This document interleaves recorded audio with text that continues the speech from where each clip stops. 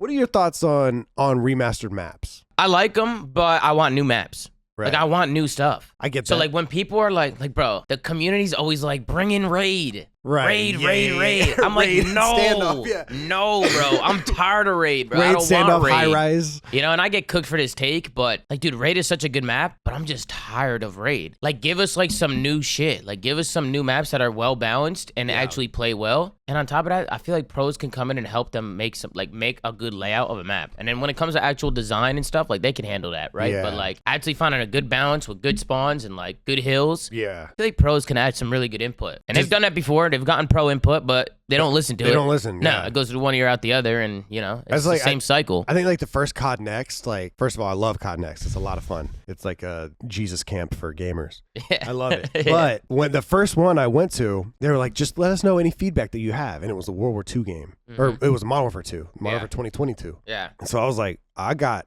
I had a long laundry list of stuff that I think should be changed. Right. And then they didn't even like take it. No, they never do. They're like, oh, yeah, no, just let us know what you want. They And I was listen. like, They listen. I don't even know if they listen. I mean, it's a marketing thing. Obviously, that's what it's there for. But Yeah. it's a showcase more than it is like a. No, you're like right a there. beta test. It's more of a marketing thing. Yeah. Just to say that they did it. Yeah. Right. Which is awesome. I mean, it is fun. It is fun having. Do Yeah. you go to those? I went to ConNext once. Okay. Yeah. I went to. That was like the early, like when that's when the game like the first dropped, airplane right? in the airplane hangar. Yeah. Yeah, Yep, I was yeah. there. Yeah, I was there. That's just fun. I think it's fun. Yeah. But yeah, I don't think it's to like, because I mean, it also like COD Next happens and then the game drops like a month later. Like they're not gonna make a shit ton of changes.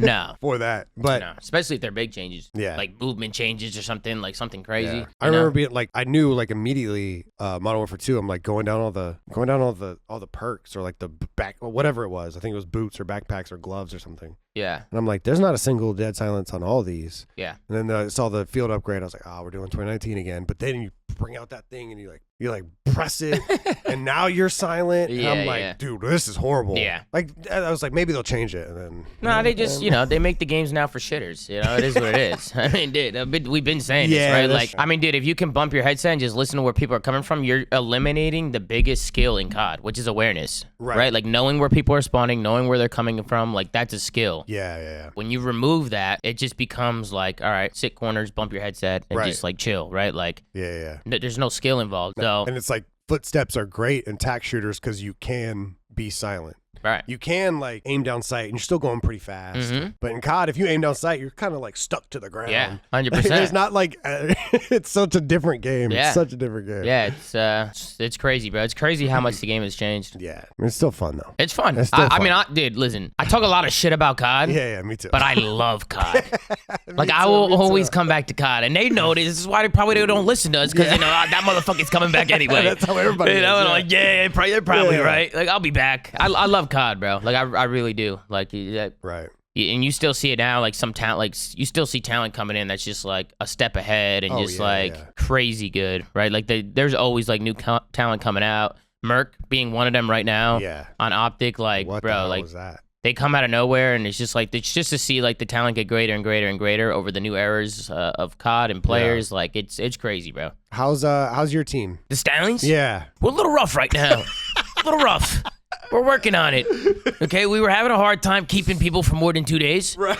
So, Challengers bullshit. You know what I mean? But it's going good. We got Swooty, who's a Splitgate world champion. Okay. And he's just a character, bro. He's just got such a good personality. He's hilarious, and nobody wanted to play with him just because he doesn't play COD. Like, he didn't play a lot of COD. Mechanically, he's very good, but he's just really far behind when it comes to like knowing the game. Like spawns and stuff. Yeah, little things like that. And then Symbols is another guy who pretty much got gatekept from the challenger scene because he works a job. So they were like, what an idiot. this guy works, so fuck that guy.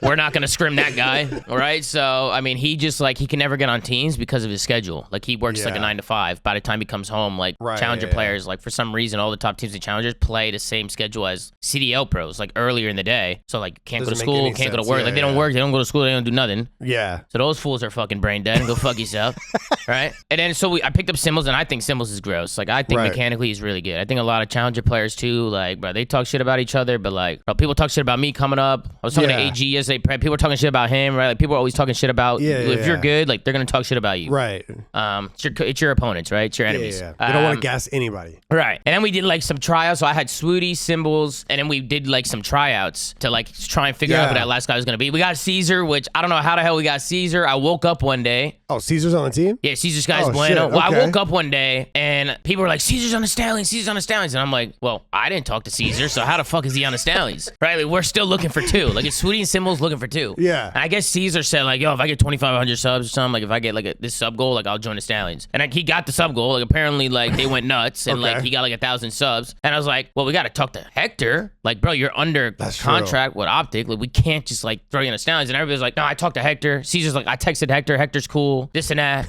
And I'm like, what if I don't want you? Yeah, well, I was like, well, now in my head, I was like, we need Caesar. Yeah. We need him. Like, I was like, this is awesome. Like, if we can get Caesar, like, not only are we getting pro points, because we need pro points. Oh, shit. I forgot about that. Yeah, dude, as soon as we got Caesar, all the challenger players that didn't want to play with us started coming back. They were like, oh, really? yeah. And I was like, kick rocks, buddy. Go, you know what I mean? Go get a job. Okay? Go get a 9 to 5. Yeah, Caesar he joined. I talked to Hector. Hector was cool. Like, he didn't care. Like, he's competing with us this weekend. It's a good time for Caesar, too, to just have some fun, stream, make some content. But we've had a lot of the Optic guys in there. JP's been coaching us a little bit. He calls himself the vice president, but he's doing nothing. You know what I mean? Yeah. So it's been fun. Like, the whole journey's been fun. And we did tryouts, and we found some guy from Australia. His name's Zach. And we found him from Australia. Zach from Australia? Zach from Australia. Hell yeah. And everybody was vouching. The whole Australian community was vouching for this guy. Like, did Pred vouch for him? Pred vouched for him. Okay. And like a lot of people from Australia were vouching for him. The whole community, obviously my community is going crazy. So oh shit. Booked this guy a flight from Australia. Bro, this guy hopped on a plane in 2 hours from Australia. Like, you need me to come from Australia? Like, yeah, bro. He literally I'll be there. Yeah, he just hopped on a plane. We booked him a flight from Australia to fucking Texas, and now he's at the FaZe HQ right now. So none of the tryouts even mattered because well, he played in the tryouts. Like Zach played. Like 150 ping? Yeah, he was playing on a fucking crazy ping. Probably Still a frying? terrible ping. He was doing his thing. We watched a lot of VOD. People were sending us his VOD and stuff. But the tryouts was cool too, because I mean, after this event, like, he's probably gonna go back to Australia. Like, we'll probably figure out like what's going on. But we found like a lot of talent through the tryouts. Okay. So worst comes to worst, like if we have to like change things up, like we know like some players now. Like we have some people that we're keeping in mind. Are the trial streams fun? Oh, they're so fun. Yeah, they're really fun. And plus, it's a good. The viewers love it because it's also a good time to like kind of teach people. Yeah. Right. Yeah. Like kind of like help people out and teach them like what we're looking for, like what makes a good player, what makes a bad player, like what just kind of telling them like what we need. So you're taking it really serious. Yeah, I'm taking it serious. I mean, it's also content at the end of the day, but yeah, I take it serious.